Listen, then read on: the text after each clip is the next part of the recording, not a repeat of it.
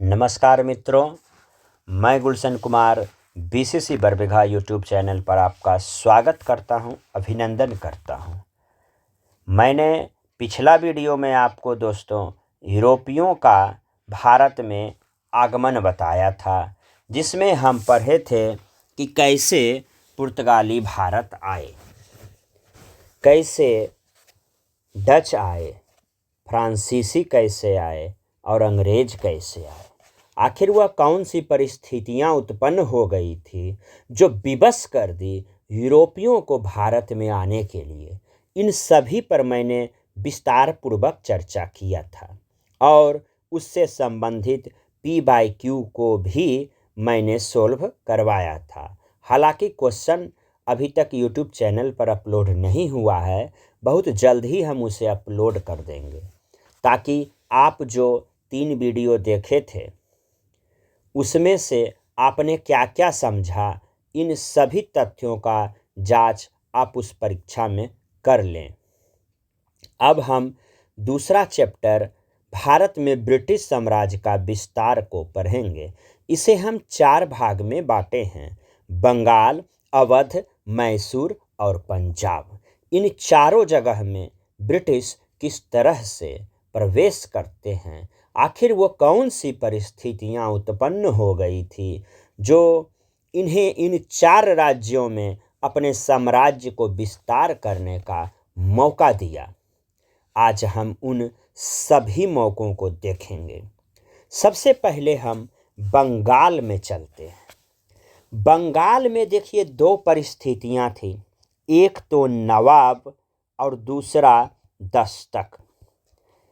दस्तक यानी एक परमिट था जो अंग्रेजों को दिया गया था व्यापार करने के लिए। तो एक तरफ जो था, मुगल बादशाह ने अंग्रेजों को दस्तक के रूप में आर्थिक रूप से सबल होने का बंगाल में एक रास्ता खोल दिया। वहीं दूसरी ओर नवाबिज्म को बढ़ाने के लिए मुगल बादशाह ने मुर्शिद कुली खान से बंगाल की सूबेदारी देकर और उड़ीसा की सूबेदारी देकर नवाबिज्म की प्रथा को शुरू किया। यानी बंगाल में नवाबों का काल शुरू करने वाला भी फर्रुखसियर था और दस्तक के रूप में अंग्रेजों को रास्ता दिखलाने वाला भी नवाब था और उस मुगल बादशाह का नाम था फर्रुखसियर। तो फर्रुखसियर ने 1717 ईस्वी में मुर्शिद कुली खान को बंगाल का सूबेदार बनाया और यहीं से बंगाल का नवाब का शासन शुरू हो जाता है, जो 1775 तक चला। शुरुआत किया मुर्शिद कुली खान और अंत किया मुबारक उद दौला। इस 11 नवाब को हमें पूरा नहीं पढ़ना है, हमें मुर्शिद कुली खान के बारे में जानना है, क्योंकि वह पहली बार बंगाल में नवाब बना था। अलीवर्दी खान को जानना है और सिराजुद्दौला को तो बिना जाने बंगाल में ब्रिटिश साम्राज्य का विस्तार समझ में ही नहीं आ सकता है। 1757 प्लासी का युद्ध, सिराजुद्दौला। इसके बाद हमें मीर जाफर को पढ़ना है और मीर कासिम तो बिहार के लिए बहुत इम्पोर्टेंट क्वेश्चन लाता है कि बिहार में मुंगेर को राजधानी बनाने वाला कौन था, तो मीर कासिम था। तो इसे पढ़ना ही पड़ेगा, क्योंकि हम लोग बिहार के हैं। अब BPSC करना है तो सबसे पहला क्वेश्चन यही बनता है। और लास्ट में मुबारक उद दौला आया, तो हमें यही 3, 2, 5 नवाब के बारे में थोड़ा सा विस्तार पूर्वक चर्चा करना है। अब हम समझेंगे कि बंगाल के नवाब और अंग्रेजों के बीच टकराहट का मूल कारण क्या था, कौन सी परिस्थितियां थी। तो अब हम उनका अध्ययन करेंगे।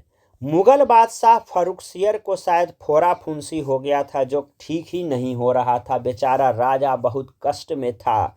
संजोग देखिए, उसी समय अंग्रेजी प्रतिनिधि का दल आया, जिसमें डॉक्टर लुइस हैमिल्टन जो सर्जन थे वो भी साथ में थे, और उन्होंने फर्रुखसियर के बीमारी को ऑपरेशन से ठीक कर दिया। दुख में जो व्यक्ति काम आए उससे अच्छा कौन हो सकता है। लेकिन दोस्तों, यह अंग्रेज पर लागू नहीं होता है। वह दोस्ती को भी अपना फायदा में बना ढाल देता है। कोई दोस्ती नाम का रिलेशन अंग्रेजों के पास नहीं है। अब देखिए, हैमिल्टन का तो खैर नैतिक कर्तव्य था रोगी को ठीक करना, लेकिन वह इससे कितना फायदा उठाता है इसको हम देखेंगे। खुश होकर फर्रुखसियर ने केवल 3,000 रुपया, फिर से सुनिए, केवल 3,000 रुपया सालाना में बंगाल पर व्यापार करने का अधिकार दे दिया। जबकि पता है दोस्तों, हुगली बंदरगाह पर 3 करोड़ से अधिक का व्यापार होता था, और उसको निपटा दिया गया कितना में? 3,000 में। तो यही 3 करोड़ रुपया का जो व्यापार होता और जो इससे टैक्स आता, जो रेवेन्यू जनरेट होता, वही न बंगाल का नवाब लेता, और उसी रुपया से बंगाल का डेवलपमेंट में काम देता, बंगाल का विकास होता। अब वह रुपया भी बंगाल के नवाब के पास नहीं था। वह रुपया कहाँ गया? तो अंग्रेज के पास गया। इसी को हम शाही फरमान, दस्तक, पास या परमिट कहते हैं। धीरे धीरे अंग्रेज इसी का दुरुपयोग करने लगा। तो ये एक मुख्य कड़ी है कि एक तरफ जो है मुगल बादशाह फर्रुखसियर बंगाल को सशक्त बनाने के लिए नवाब को चुना, नवाबिज्म प्रथा को लागू किया। वहीं दूसरी ओर शाही फरमान या दस्तक देकर अंग्रेजों को बंगाल में आर्थिक रूप से सबल होने का रास्ता खोल दिया। तो अब तो बंगाल में नवाब और अंग्रेज के बीच टक्कर होना जरूरी था, निश्चित हो गया। आखिर एक म्यान में 2 तलवार कैसे रहेगा? बंगाल का बॉस बन गया नवाब और आर्थिक रूप से बॉस बन गया अंग्रेज। तो एक म्यान में 2 तलवार कभी नहीं। तो जब भी बंगाल का नवाब सशक्त होगा तो अंग्रेज के साथ युद्ध होगा, और जब भी युद्ध होगा तो उसके बाद अंग्रेज किस नवाब को नवाब बनाना चाहेगा जो उसके इशारों पर चले, जो उसका कठपुतली हो। तो अब हम देखते हैं कि कुछ नवाब तो डट कर अंग्रेज का विरोध करते हैं, तो कुछ नवाब मात्र कठपुतली बनकर ही रह जाते हैं। आखिर वह कौन कौन नवाब थे? चलिए अब हम नवाबों के सफ़र पर चलते हैं। सबसे पहला मुर्शिद कुली खान, जिसे कि मुगल बादशाह फर्रुखसियर ने बंगाल का सूबेदार बनाया था। वह स्वतंत्र बंगाल राज्य का संस्थापक था। तो मुर्शिद कुली खान को हम याद रखेंगे कि स्वतंत्र बंगाल राज्य का संस्थापक था। राजधानी ढाका से मुर्शिदाबाद ले गया, इजारेदारी प्रथा शुरू की, भूमि सुधार किया, तकाबी यानी कृषि लोन दिया खेती करने के लिए।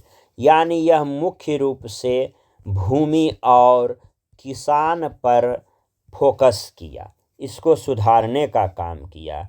और एक राजधानी जो है कहाँ ले गया?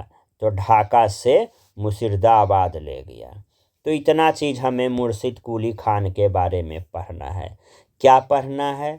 तो भूमि सुधार किया, किसान के लिए कृषि लोन, तकाबी दिया, इजारेदारी प्रथा शुरू किया, और राजधानी ढाका से मुर्शिदाबाद स्थानांतरित किया, और पहली बार यह नवाब बना। यानी हम कह सकते हैं कि स्वतंत्र बंगाल राज्य का यह संस्थापक था। अब हम दोस्तों चलते हैं अलीवर्दी खां 1740 से 56 ईस्वी। एक युद्ध होता है गिरिया का युद्ध। कौन युद्ध? गिरिया का युद्ध। गिरिया के युद्ध में अलीवर्दी खां जो है अपने पूर्ववर्ती बंगाल का नवाब सरफराज खान से युद्ध करते हैं। आप यहाँ जरा देख लीजिए कि अलीवर्दी खान के पहले कौन है, तो सरफराज खान। तो यही अलीवर्दी खान जो है सरफराज खान से गिरिया के युद्ध में 1740 में टकरा जाता है और इस टक्कर में अलीवर्दी खान की जीत हो जाती है और यह बंगाल का नवाब बन जाता है। यह बहुत होशियार था दोस्तों। यूरोपियों की तुलना इसने मधुमक्खी से की और किसे बताया, तो अपने सबसे छोटी बेटी के बेटे यानी नाती सिराजुद्दौला को बताया कि देखो सिराज, यदि तुम्हें बंगाल पर शासन अच्छा से करना है तो बेटे कभी भी यूरोपियों को मत छेड़ना, क्योंकि वह मधुमक्खी है। यदि उसके छत्ता में हाथ डाल देगा तो तुमको काट काट के हाथ को फुला देगा। अब देखिए, इस बात को सिराजुद्दौला अपने दिल पर ही नहीं बल्कि दिमाग में भी ले लिया और जब सिराजुद्दौला 1756 में 22 वर्ष की अवस्था में बंगाल का नवाब बनता है तो वह मधुमक्खी के छत्ते में हाथ ही नहीं डालता बल्कि उस छत्ते को ही हटा देता है। अर्थात आते के साथ ही उसने सभी यूरोपीय कंपनी को बंगाल में किलेबंदी रोकने का आदेश दे दिया। किंतु अंग्रेज मानने वाला था। बहुत ही क्या कह सकते हैं, बहुत ही होशियार था और बहुत ही रिजिड था, बहुत ही जिद्दी था अंग्रेज। वह इस बात पर ध्यान नहीं दिया कि अरे जाओ, तुम्हारे जैसा कितना नवाब हम देखे थे, देखे हैं या देख लेंगे। वह किलाबंदी नहीं रोका। अब आपको लग रहा होगा किलाबंदी क्या है, तो जो भी कंपनी का जो मुख्यालय था, जो भी उसका बिल्डिंग था, फैक्ट्री था, उसको वह बहुत ऊंचा ऊंचा दीवार से घेर देता था और एक ही जगह दरवाज़ा बनाता था और वहाँ पर जो है गार्ड को खड़ा कर देता था और आदेश दिया था गार्ड को कि कोई भी व्यक्ति अनाधिकृत रूप से अंदर नहीं आएगा। हुआ क्या था कि देखिए, सिराजुद्दौला जब घूम रहा था तो एक जगह देखा कि बहुत बड़ा बड़ा किला बना हुआ है। पूछता है अपना सेना से कि ये है क्या, तो कहता है जी अंग्रेजी कंपनी का ये फैक्ट्री है। तो कहा फैक्ट्री है तो इसको घेर क्यों दिया, तो बोला ये किलाबंदी किया है। कहा कि चलो अच्छा देखते हैं क्या है। अंदर जब जा रहा था तो उसका गार्ड जो है इसको रोक लिया। कहा कि भाई पास दिखाइए, आदेश दिखाइए। तो कहा हम तो बंगाल के नवाब हैं। तो वो बोला कोई रहिए, हमको आदेश चाहिए अंग्रेज का, तभी आप अंदर जा सकते हैं। बोला अच्छा आदेश चाहिए, रुको बताते हैं। वह अपना राजमहल गया और वहाँ से आदेश पारित कर दिया कि कोई भी यूरोपीय कंपनी अब किलाबंदी नहीं बना सकता है। जो जहाँ तक बनाया है उसके बाद अब काम रोक दे। अंग्रेज इस पर ध्यान नहीं दिया। तब सिराजुद्दौला तो जानता ही था कि मधुमक्खी है, इसको जो है इसमें हाथ मत डालो, एक ही बार जो है इसको हटा दो। वह क्या किया कि 4 जून 1756 ईस्वी को अंग्रेजों की कासिम बाजार फैक्ट्री पर आक्रमण करके कब्जा कर लिया।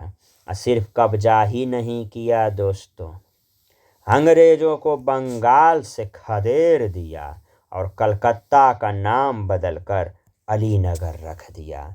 देखिए, नवाब हो तो ऐसा हो। तो अपने नाना अलीवर्दी खान का जो ज्ञान था कि यूरोपियों की तुलना मधुमक्खी से जो किया था, उसका यह सदुपयोग किया, मधुमक्खी के छत्ता को ही गायब कर दिया। तो कासिम बाजार फैक्ट्री पर आक्रमण करके कब्जा कर लिया और अंग्रेज़ों के बंगाल से खदेड़ दिया और कलकत्ता का नाम अलीनगर रख दिया। तो अभी तक हम क्या देखे सिराजुद्दौला को कि 22 वर्ष की अवस्था में बंगाल का नवाब बनता है, किलाबंदी करने के लिए रोका, अंग्रेज ध्यान नहीं दिया तो 4 जून 1756 को कासिम बाजार फैक्ट्री पर आक्रमण करके कब्जा कर लिया। अब पूरे बंगाल से खदेड़ दिया और कलकत्ता का नाम बदलकर अलीनगर रख दिया। अब जो बचा खुचा अंग्रेज था उसको एक रूम में बंद कर दिया। ऐसा कहानी जेड हाउलवेल सुनाते हैं। मानते हैं कि यह कहानी सत्य नहीं होगा, लेकिन कुछ तो होगा, क्योंकि उसको तो मधुमक्खी को पूरे भगा देना था, तो छत्ता भी नहीं रहने दिया, जो बचा खुचा मधुमक्खी था उसको भी मार दिया। तो हाउलवेल जी कहते हैं काल कोठरी कांड का कहानी सुनाते हैं जो 20 जून 1756 को हुआ। दोस्तों देखिए 1756 में बना, 4 जून को कहा कि किला मत बनाओ, 4 जून के पहले कहा कि किलाबंदी मत करो, अंग्रेज नहीं माना तो 4 जून को खदेड़ कर बंगाल से भगा दिया। और 16 दिन बाद 20 जून 1756 को हाउलवेल के अनुसार सिराजुद्दौला ने 146 अंग्रेज को एक छोटे से कमरे में, जिसका आकार 14x18 था, बंद कर दिया। अगला सुबह मात्र 23 लोग जिंदा बचे, 123 लोग दम घुटने से मर गए। इसी 23 लोग में से एक जेड हाउलवेल था। हालांकि यह कहानी असत्य प्रतीत होती है, क्योंकि 14x18 के कमरे में 146 अंग्रेज कैसे रहते, 146 आदमी कैसे आता। फिर भी मान लीजिए कुछ सत्य ही होगा, तो समझ लीजिए कि बचा खुचा मधुमक्खी को भी वह मार रहा था। तो काल कोठरी कांड आता है दोस्तों कि कब हुआ, तो 20 जून 1756 को हुआ। किसके शासनकाल में हुआ, तो सिराजुद्दौला के शासनकाल में हुआ। कहानी कौन सुनाया, तो जेड हाउलवेल ने सुनाया। अब दोस्तों अंग्रेज का तो हालत खराब था सिराजुद्दौला से। अंत में वह एक नंबर का पॉलिटिशियन था, ये बात तो आपको पता ही है। कूटनीतिज्ञ था, कूटनीति में माहिर आदमी था। अब रॉबर्ट क्लाइव आता है और नवाब से कहता है कि चलिए नवाब माफ़ कीजिए जो भूल हुई, अब बताइए कि कैसे हमारा व्यापार होगा। तो नवाब कहता है ठीक है, कोई बात नहीं है, 2 करोड़ रुपया दो और सारा चीज़ तुम वापस ले लो। देखिए कहाँ 3000 रुपया और कहाँ 2 करोड़ रुपया में अब जाकर अंग्रेज क्या हो गया, शांत हो गया। रॉबर्ट क्लाइव 2 करोड़ रुपया के बदले जो है व्यापार का आज्ञा और समस्त विशेषाधिकार ले लिया। अब अंग्रेज तो झुक गया, लेकिन यह बात उसे खाए जा रही थी। वह एक सही मौका की तलाश में था ताकि वह मौका मिले और सिराजुद्दौला को वह घुटनों पर ला सके। यह मौका मिल गया दोस्तों। कहा गया है अपनों ने ही लूटा, गैरों में कहाँ दम था, अब मेरी किश्ती वहीं डूबी जहाँ पानी ही कम था। और रावण का लंका भी विभीषण के कारण जो है बर्बाद हो गया था। वही हाल हुआ सिराजुद्दौला के साथ। ब्रिटिश सेनापति रॉबर्ट क्लाइव और नवाब सिराजुद्दौला के बीच पलासी का युद्ध होता है 23 जून 1757 को। इसमें क्या हुआ दोस्तों, यह सिर्फ युद्ध नहीं बल्कि लड़ाई का दिखावा था। लग रहा था कि युद्ध होगा, लेकिन हुआ नहीं। युद्ध का अभिनय था। मीर जाफर का दुश्मन को उसके ही घर में खोजा जा रहा था।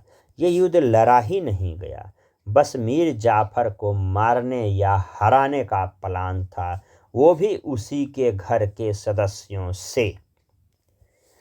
मीर जाफर के पुत्र ने सिराजुद्दौला की हत्या कर दी। इस युद्ध में सिराजुद्दौला हारा और भाग गया और इसकी हत्या मीर जाफर के पुत्र ने कर दी। अब है कि मीर जाफर कौन था सिराजुद्दौला को, तो आप फर्स्ट पेज में जाइए और यहाँ देखिएगा कि सिराजुद्दौला का मौसा या सेनापति था। तो सेनापति का बेटा ही या मौसेरा भाई ही सिराजुद्दौला को मार देता है। अब बताइए, जब सेनापति ही उसके पक्ष में नहीं रहेगा तो राजा कैसे जीतेगा? तो सेनापति इसको धोखा दे दिया ना, और मीर जाफर को अंग्रेज नवाब बना दिया। इस तरह हम देखते हैं कि मीर जाफर बंगाल का पहला कठपुतली नवाब बना। और इसे पता है दोस्तों, क्लाइव का गधा भी कहा जाता है। यानी जो क्लाइव कहेगा वही यह काम करेगा। तो मीर जाफर को इतिहास में बंगाल का पहला कठपुतली नवाब कहते हैं, और इसे क्लाइव का गधा भी कहते हैं। अंत में 1760 में मीर जाफर जो है रिजाइन दे दिया, त्याग पत्र दे दिया, और उसके भतीजे या दामाद मीर कासिम को बंगाल का नवाब बनाया गया। लेकिन मीर कासिम कठपुतली नवाब नहीं था, वह कुछ किया। दो ही नवाब तो कुछ किया है, एक तो हमारा जो है सिराजुद्दौला है और दूसरा जो है मीर कासिम है। इसी के समय मुंगेर जो है राजधानी बना। तो हम क्या देखें मीर जाफर में दोस्तों? मीर जाफर जो था सिराजुद्दौला का सेनापति था, वही धोखा दे दिया, उसका बेटा ने सिराजुद्दौला को मार दिया, और इस तरह से अंग्रेज का चमचा बनकर, अंग्रेज का कठपुतली बनकर, अंग्रेज का गधा बनकर मीर जाफर नवाब बन गया। अंत में लगता है इसको कुछ शर्म वगैरह आया होगा, इसीलिए रिजाइन दे दिया और एक सशक्त नवाब को बंगाल का नवाब बनाया, मीर कासिम। सर जदुनाथ सरकार इतिहासकार कहते हैं कि 23 जून 1757 को भारत के मध्यकाल का अंत होता है और आधुनिक काल का प्रारंभ होता है। पलासी का युद्ध, यदि पलासी का युद्ध ना होता तो बक्सर का युद्ध ना होता, और बक्सर का युद्ध ना होता तो भारत गुलाम नहीं होता। इस तरह से पलासी का युद्ध आधुनिक काल यानी अंग्रेज का काल को प्रारंभ कर देता है और मध्यकाल की समाप्ति होती है। अब हम दोस्तों चलते हैं क्लाइव के गधा के बाद वाला गवर्नर को, लेकिन यह गधा नहीं, यह तो घोड़ा निकल गया। कैसे? तो ऐसे। यह बंगाल का कठपुतली नवाब नहीं था। मीर कासिम ने बर्धमान, मिदनापुर और चटगांव की जमींदारी अंग्रेजों को दे दी। जमींदारी देगा तो पैसा लेगा अंग्रेज से, है ना? तो ये अच्छा काम किया एक तरह से। राजधानी मुर्शिदाबाद में देखा कि अंग्रेज का चमचा और उसके ही घर में रहने वाले षड्यंत्रकारी का प्रभाव राजधानी क्षेत्र पर बहुत बढ़ गया था। इसलिए मुर्शिदाबाद से दूर वह मुंगेर ले आया, जो हमारे बिहार में है। तो बीपीएससी एग्ज़ाम की तैयारी करते हैं तो आप इस क्वेश्चन को ज़रूर याद कर लें कि मुंगेर राजधानी लाने वाले बंगाल का नवाब कौन था? तो मीर कासिम था। तो मीर कासिम ने मुर्शिदाबाद से मुंगेर स्थानांतरित किया राजधानी। अब जब देखा अंग्रेज कि एक सशक्त सिराजुद्दौला को किसी तरह हम हराए, तो दूसरा जो है सिराजुद्दौला का बाप मीर कासिम पैदा हो गया, जो कूटनीति में भी माहिर था। कैसे? तो देखिए, अंग्रेज को जमींदारी दे दिया ताकि अंग्रेज तुम यह मत सोचो कि तुम्हारा हम विरोध कर रहे हैं, और राजधानी मुर्शिदाबाद से मुंगेर लेके चला गया ताकि अंग्रेज का जो गुप्तचर है, जो स्पाई है और जो षड्यंत्रकारी है, जो उसके ही साथ रह रहा है, जिसका कि पूरे राजधानी पर प्रभाव था, वहाँ से राजधानी ही उठा दिया और मुंगेर चलाया ताकि अंग्रेजों और षड्यंत्रकारियों से उससे छुटकारा मिल सके और बंगाल का विकास कर सके। अब अंग्रेज के पास एक ही एक ही सबसे बढ़िया इक्का था, वो क्या था? तो फर्रुखसियर के द्वारा दिया गया शाही फरमान या दस्तक था, जिसका कि अब वह दुरुपयोग करना शुरू कर देता है। तो अंत में वही शाही फरमान का दुरुपयोग किया। अब हम आगे देखते हैं, जब ऐसा करने लगा तब क्या किया? तब अंग्रेज जो है इस मीर कासिम को हटाकर फिर से वही जो कलाइव का गधा था मीर जाफर को बंगाल का नवाब बना देता है। अब देखिए मीर कासिम कैसे बदला लेता है, इसका हम अगला वीडियो में चर्चा करेंगे। उसके बाद हमारा अवध में ब्रिटिश साम्राज्य का विस्तार शुरू हो जाता है। तब हम बक्सर का युद्ध देखेंगे 1764। तो अवध हम अगला चैप्टर में पढ़ेंगे, अगला वीडियो में देखेंगे। आज हमने पूरे बंगाल को देखा। जैसा कि मैं हर वीडियो में लास्ट में 5 मिनट रिवीजन करवाता हूँ, तो इसमें भी मैं करवा रहा हूँ। तो आप लोग ध्यान से सुनिए और पीछे से बोल भी सकते हैं। तो बंगाल का जब हम बात करेंगे तो हम इसको 2 भाग में बांटेंगे। पहला है बंगाल का नवाब और दूसरा है अंग्रेज। एक तरफ फर्रुखसियर जो हैं बंगाल को डेवलप करने के लिए नवाब बनाते हैं मुर्शिद कुली खान को, वहीं दूसरी तरफ संजोग से मुलाकात हुई लुइस हैमिल्टन के साथ। जो लुइस हैमिल्टन उनके इलाज में जो योगदान दिए, उससे खुश होकर फर्रुखसियर ने एक शाही फरमान या दस्तक पास या परमिट जारी किया, जिसमें मात्र 3000 रुपये में पूरे बंगाल में व्यापार करने का अधिकार दे दिया। यहीं से बंगाल में अंग्रेजों का आर्थिक दोहन शुरू होता है, आर्थिक रूप से हस्तक्षेप शुरू हो जाता है। वहीं दूसरी ओर नवाब को प्रशासन चलाने के लिए अर्थ चाहिए, पैसा चाहिए, जो था किसके पास? तो अंग्रेज के पास। तो दोनों के बीच टक्कर तो होना लाजमी था। जो गवर्नर, जो नवाब टक्कर देगा अंग्रेज को, अंग्रेज उसे हराने का भरसक प्रयास करेगा, और जो नवाब अंग्रेज को समर्थन देगा, अंग्रेज उसे नवाब बना देगा और नवाब बने रहने में मदद करेगा। अब हम देखते हैं नवाब को। पहला था कुली खान। कुली खान जो है ढाका से राजधानी मुर्शिदाबाद ले गया। स्वतंत्र बंगाल राज्य का संस्थापक था। भूमि सुधार और किसान के लिए तकावी ऋण का व्यवस्था किया। इजारेदारी प्रथा शुरू की। अलवर्दी खान जो है अपने पूर्ववर्ती नवाब सरफराज खान को गिरिया के युद्ध में हराकर 1740 ईस्वी में बंगाल का नवाब बना, और इसने यूरोपियों को समझा और अपना नाती सिराजुद्दौला को बताता है कि यूरोपीय मधुमक्खी है, उसे मत छेड़ना। इस बात को सिराजुद्दौला दिल में नहीं बल्कि दिमाग में ले लिया, और जब वह 22 वर्ष की अवस्था में बंगाल का नवाब बना तो उस मधुमक्खी को छेड़ा नहीं बल्कि उसके छत्ता को ही हटा दिया।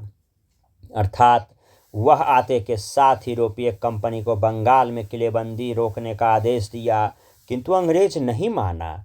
तब उसे ठीक करने के लिए सिराजुद्दौला 4 जून 1756 को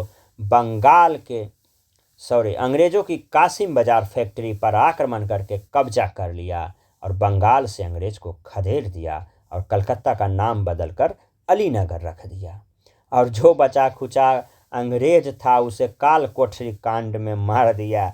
यह 20 जून 1756 को हुआ। कहानी सुनाने वाले कैप्टन जॉर्ज हेलबेल हैं। वह कहते हैं कि 146 अंग्रेज को 14x18 कमरा में बंद कर दिया, जिसमें कि 23 लोग जिंदा बचे और 123 दम घुटने से मर गए। हालांकि यह व्यवहारिक रूप से गलत प्रतीत होता है, लेकिन दोस्तों हम कहना चाहते हैं कि यदि आग है तो धुआं जरूर होगी। तो कुछ ना कुछ तो अंग्रेज को मारा ही होगा, भले हौलवेल बढ़ा चढ़ा कर बोले। अब जो है अंग्रेज सोचता है उपाय अब नहीं है, तो रॉबर्ट क्लाइव जो है दिमाग लगाता है और अलीनगर की संधि 9 फरवरी 1757 को सिराजुद्दौला के साथ करता है। सिराजुद्दौला 2 करोड़ रुपया में मान जाता है और अंग्रेजों को व्यापार की आज्ञा और समस्त विशेषाधिकार वापस दे देता है। अब अंग्रेजों को यह संधि भी नहीं पच रही थी, क्योंकि अभी तक जो है वह सशक्त रूप में था और हमेशा भारतीयों से ही जबरदस्ती संधि का आरोप लगाता था और उससे पैसा वसूलता था। अब यह पहली बार 2 करोड़ रुपया दिया तो छोड़ेगा? क्या लगता है? नहीं छोड़ेगा बंगाल के नवाब को। अब वह मौका देखने लगा कि नवाब कैसे हारेगा।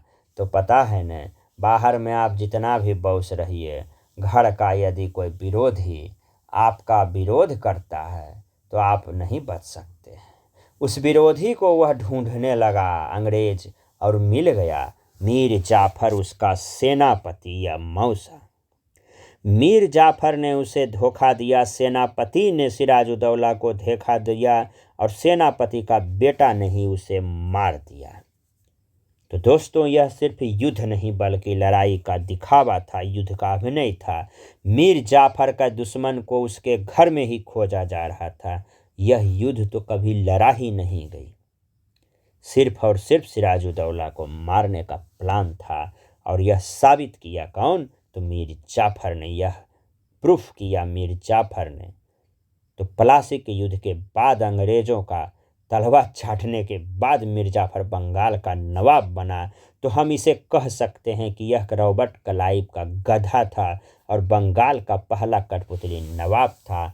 हमको लगता है कि इतना बार इसको हम कह दिए तो बेचारा 1760 में यह रिजाइन दे दिया और उसके बाद सशक्त नवाब अपने भतीजे या दामाद मीर कासिम को बंगाल का नवाब बनाया।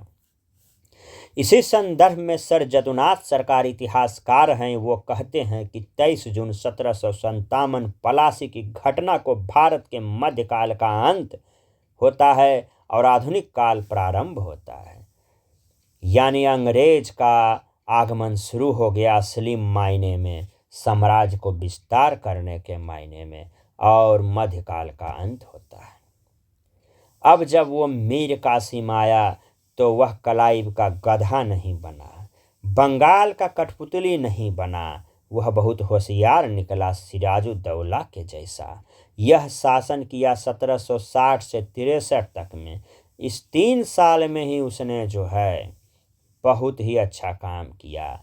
वर्धमान, मिदनापुर और चटगांव की जमींदारी अंग्रेजों को दे दी, ताकि अंग्रेज को यह ना लगे कि यह मेरा विरोधी है। लेकिन अपना राजधानी मुर्शिदाबाद से मुंगेर स्थानांतरित किया।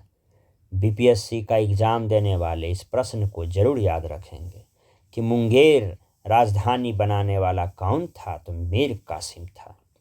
अब अंग्रेज देखा कि एक सिराजुद्दौला को हटाए तो मीर कासिम आ गया, अब इसको क्या करें? अंत में जो है वह जो है 1717 ईस्वी में दिए गए शाही फरमान दस्तक का दुरुपयोग करना शुरू कर दिया। अब फिर भी मीर कासिम नहीं संभल रहा था। तब क्या किया? मीर कासिम को हटाकर अब फिर से वही मीर जाफर को ले आया। अब हम आगे वीडियो में देखेंगे कि कैसे मीर कासिम जो है इसका बदला लेता है।